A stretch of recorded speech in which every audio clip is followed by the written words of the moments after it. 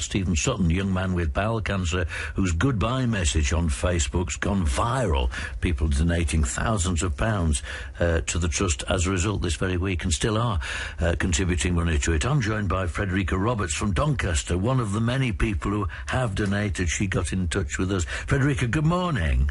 Good morning, Roni. I suppose the question really is, why did you donate?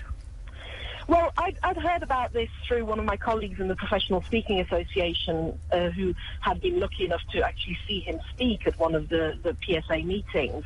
And he shared the story on Facebook. And when I looked at the story and I read those messages, and particularly that final message, I mean, as a mum, it absolutely broke my heart to read. But I think you don't have to be a parent. You just have to be a human being to read something like that.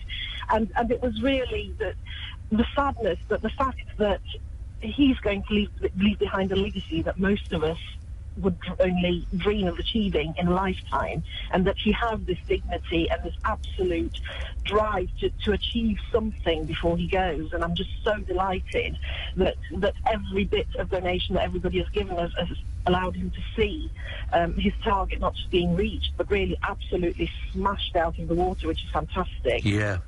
I mean, I suppose the interesting question it really is, and it's great, and who could fail to be moved by the Facebook? It's just astonishing, isn't it?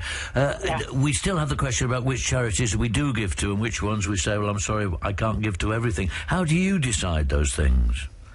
I think there is an emotive issue there. I think you need to feel some kind of connection, and that's why having stories like Stephen, while it's really, really sad, and I feel so much for his family, I'm so pleased that he's been able to raise the awareness of the Teenage Cancer Trust through his story, because he could have just died quietly and nobody would have known, and the Teenage Cancer Trust would not have that £1.5 million now. So thanks to him talking about it and making people feel that emotional connection, there is now an extra £1.5 million, and I'm sure that figure is still rising. Yeah, I'm sure too. That's going to be able to help lots of other teenagers like Stephen. Frederica, thanks very much indeed. If you want to read Frederica Roberts' Facebook message to us, telling us what she's doing next and the strange thing she's doing in November, if you go to our Facebook page, BBC Radio Sheffield, you'll find her account of what she's up to. You're on BBC Radio Sheffield at 18 minutes past 10.